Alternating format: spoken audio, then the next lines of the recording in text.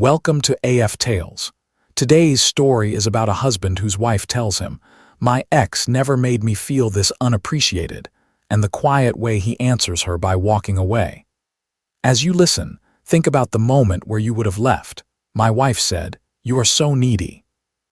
I replied, "It starts with my absence." Then I opened a bank account, moved my papers to a lockbox, packed a duffel bag and walked out, leaving her to realize I would rather disappear than compete with a memory. For 3 weeks my wife rolled away from me in bed, and I told myself it was hormones, stress, anything but what it really was. Then one night she said it.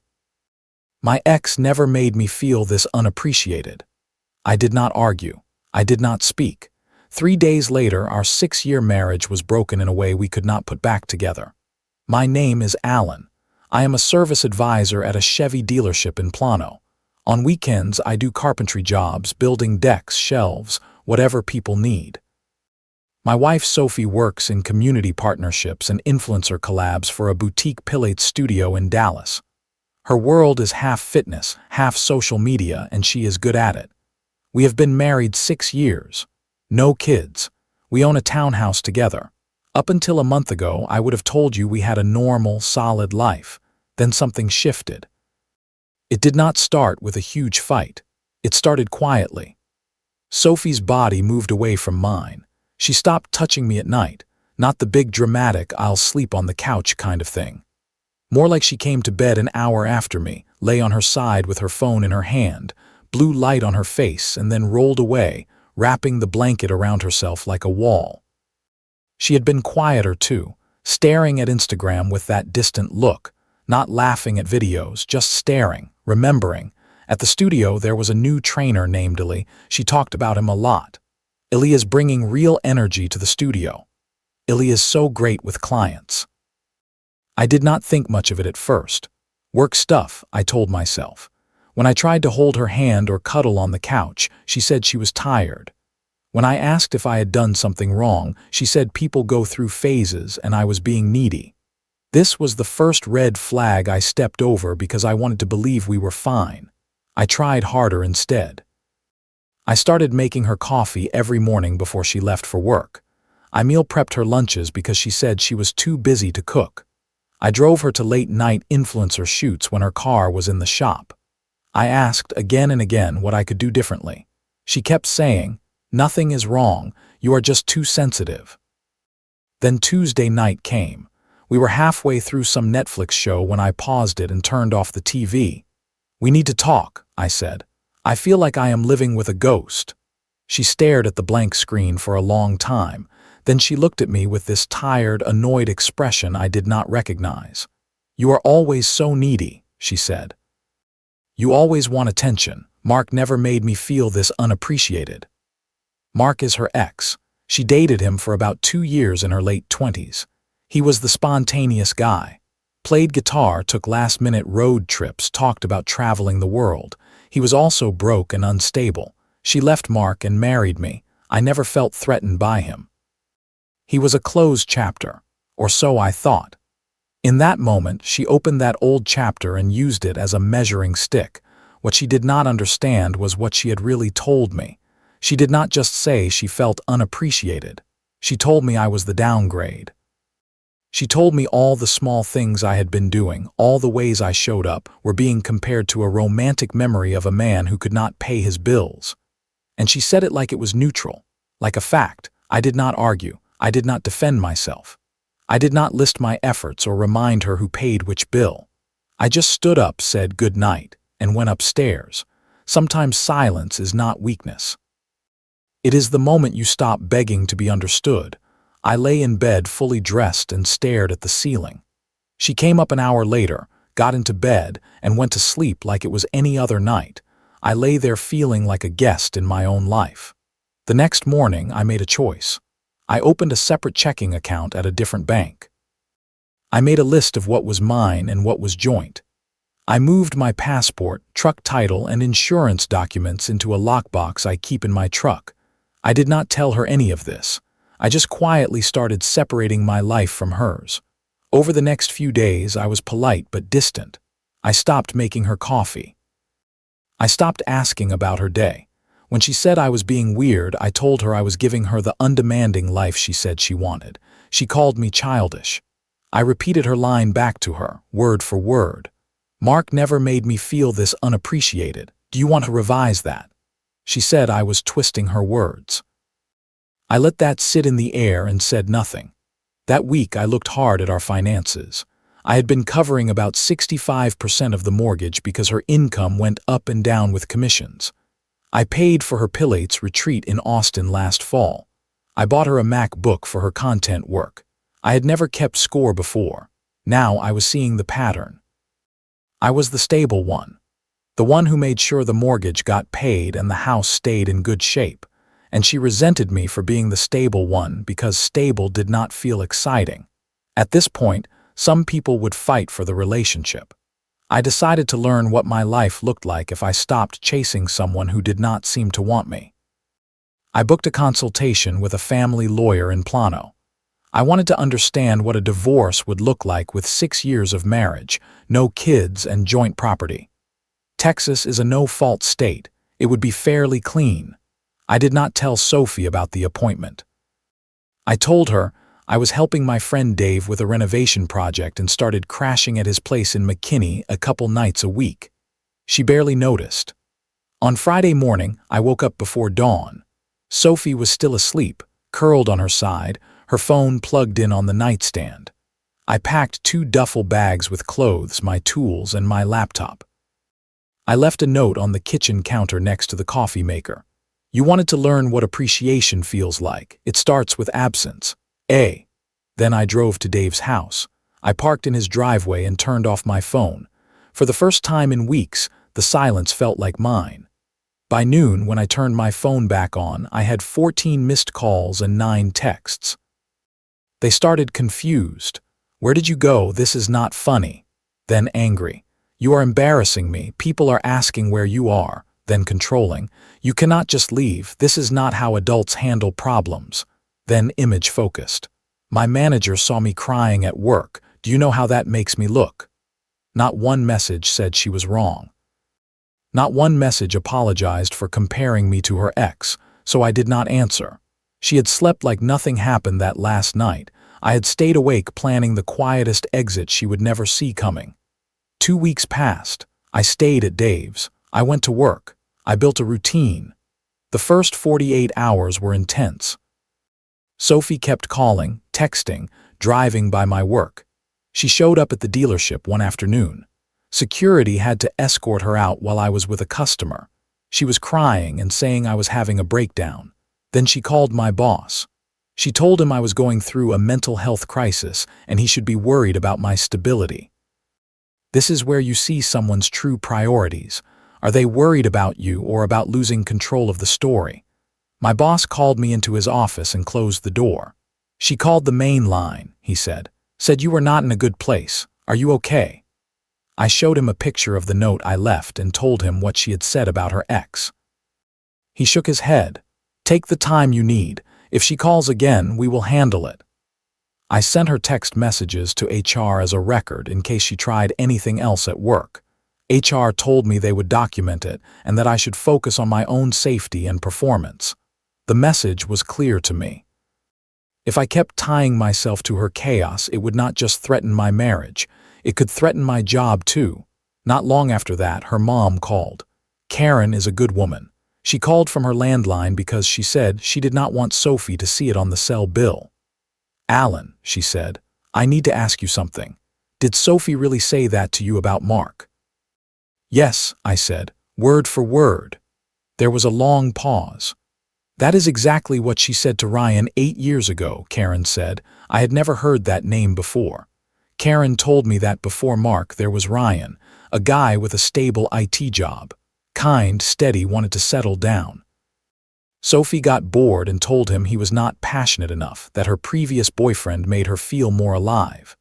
She dumped Ryan and moved on to Mark.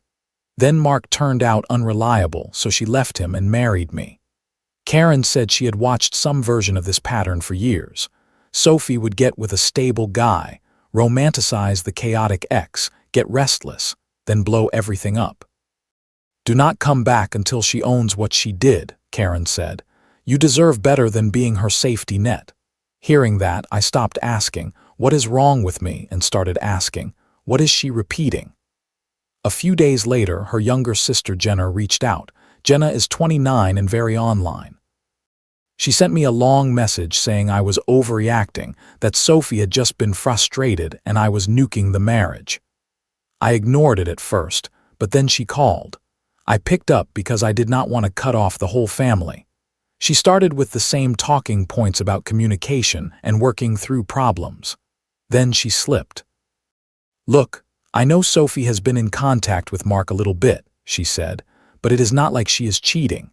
She just likes his travel photos and reacts to his stories sometimes. You are being paranoid.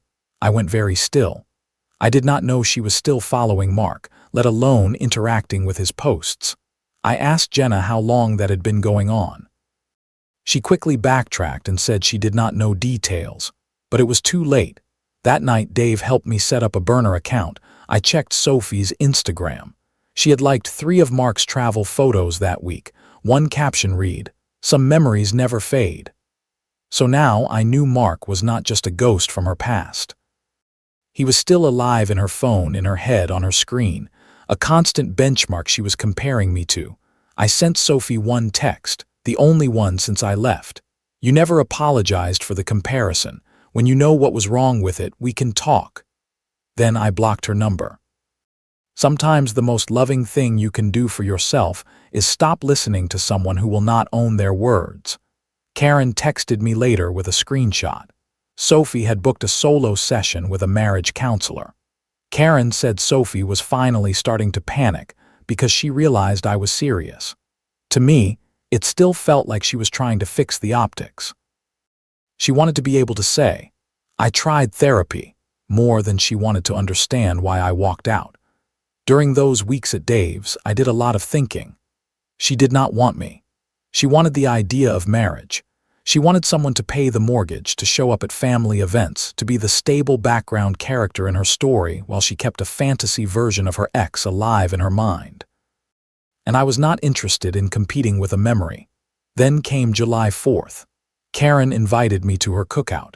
She said Sophie would be there, but added, "You are still family." I brought a pie and a 6-pack like I always used to. Sophie showed up with a guy. His name was Ali, personal trainer at her studio. Maybe 30, athletic, easy smile. She introduced him as a friend, but the way she kept touching his shoulder made her real message clear. She was showing everyone she still had options.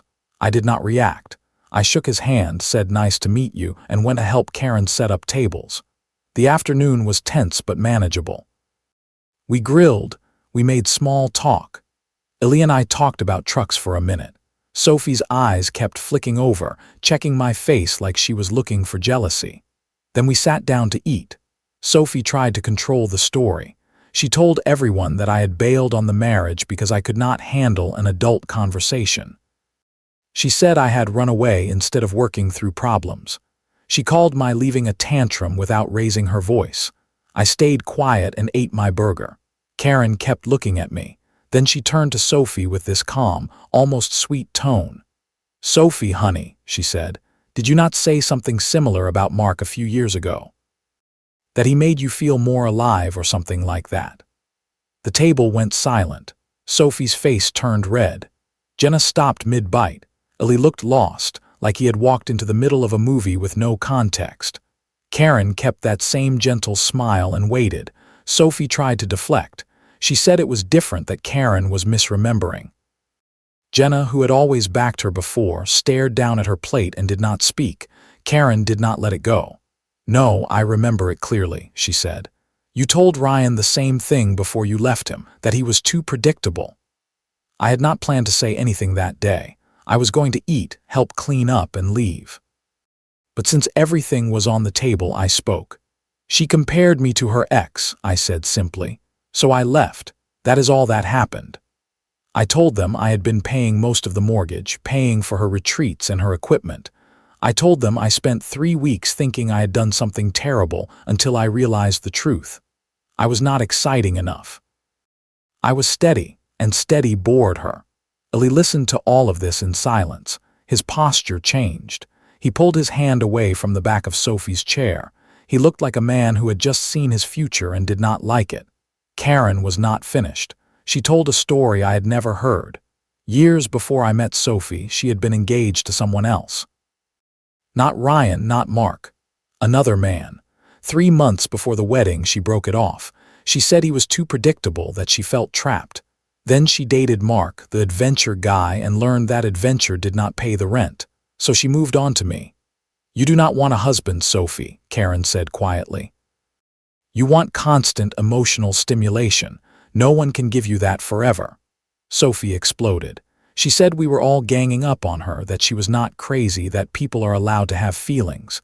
She called me a coward for leaving instead of doing the work. I did not raise my voice. "You never apologized," I said. "Not once. You told me I was less than your ex and expected me to just keep trying. I am not doing that anymore." Eli quietly excused himself and left the party. I watched his car pull away. Sophie watched too. For the first time, I saw something new on her face. Not anger, not pride, fear, not of losing me, but of finally seeing herself. After the meal, Jenna pulled me aside. Her eyes were red. "For what it is worth, I think you were right," she said. "I did not get it before, I do now." Then she told me something that tied everything together. "Mark got married last month," she said. "Sophie saw the pictures on Instagram. That is when she started spiraling." Everything clicked. Sophie was not just mad at me. She was mad that Mark had moved on, that her fantasy version of him had been taken away by reality. She saw him happy with someone else and turned all that anger on the person closest to her. Me. I left the cookout soon after that. I thanked Karen for inviting me. I told her I appreciated her honesty. On the drive back to Dave's, I kept thinking about one simple truth. Sophie did not choose me because of who I was. She chose me because I was good at being stable, because I could build the life she thought she wanted on paper. She was not in love with me. She was in love with the feeling of not being alone. Later, Dave told me that someone at the studio had heard one of her sponsor collabs dropped her the week after the cookout. Maybe that was unrelated. Maybe not. Either way, the cracks were showing up everywhere. I pulled into Dave's driveway, turned off the truck, and sat there in the dark. I was not sad. I was relieved. I had spent 6 years trying to be enough for someone who was always looking over my shoulder at someone else. Now I did not have to do that anymore. In the end, Sophie could not afford the townhouse on her own. She moved into a smaller place nearby. We sold the house, split the equity, and I moved into a simple rental closer to the dealership. I put extra money into my carpentry work, bought better tools, took on more custom projects, built bookshelves and tables for people who appreciated the work. A few weeks later, I ran into Mia at Home Depot. She works at the Pilates studio with Sophie. I was buying lumber for a bookshelf. She was picking up paint samples. We talked for a minute, then she said something that stuck with me. "Sophie told us she felt like she settled," Mia said, "but she also said you were the only guy who ever stayed." I did not know how to answer that. It was strange hearing my marriage reduced to that sentence. Settled but stayed. Mia said Sophie had been struggling. Missing shifts, crying at work, finally going to therapy. But by the time she really understood what she lost, Mia said, you were already gone. Later, Sophie asked to meet. We met at a small coffee shop. She looked different. No heavy makeup. Hair pulled back, plain sweatshirt instead of the sharp outfits she wore for content. She thanked me for coming. Then she said the thing I had been waiting to hear since the night she compared me to her ex. "I was mad that Mark got married before me," she said. "I took it out on you. I thought you would not leave. I thought you were safe." She told me she had been in therapy. She said she was finally seeing the pattern. All the time she chased the next exciting thing, and then resented the stable thing when it stopped feeling exciting. She said she had learned that excitement always fades, and what is left is the person who stays. She said she understood now that I had stayed for a long time, and that she had treated that as something boring instead of something valuable. She apologized for comparing me to Mark. She said it was the worst thing she could have done. I believed her. I think she meant every word, but meaning it did not change what had already happened. I told her I appreciated the apology. I also told her I was not interested in trying again. I used to think love meant fixing things no matter what, holding on until it finally worked. Now I think sometimes love means knowing when someone has stopped showing up for you and choosing to wish them peace as you walk away. I wished her peace. I meant it. But I did not come back. She asked if I was seeing anyone. I did not owe her that answer, but I told her the truth.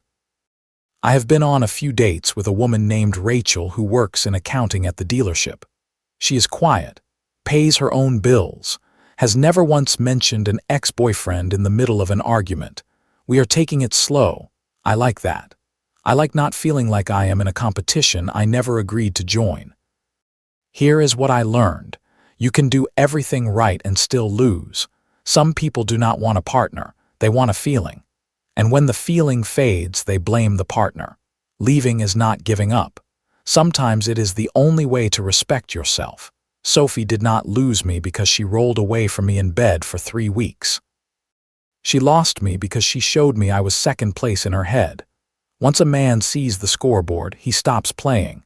I am done playing games where the rules change every time I start to win. Here are some lessons from this story. Lesson 1. If your partner compares you to an ex in a way that puts you below them, that is not being honest. That is disrespect. Lesson 2. Patterns matter. If someone keeps leaving stable partners for excitement, then coming back when they are lonely, the problem is not the partners. It is the pattern. Lesson 3.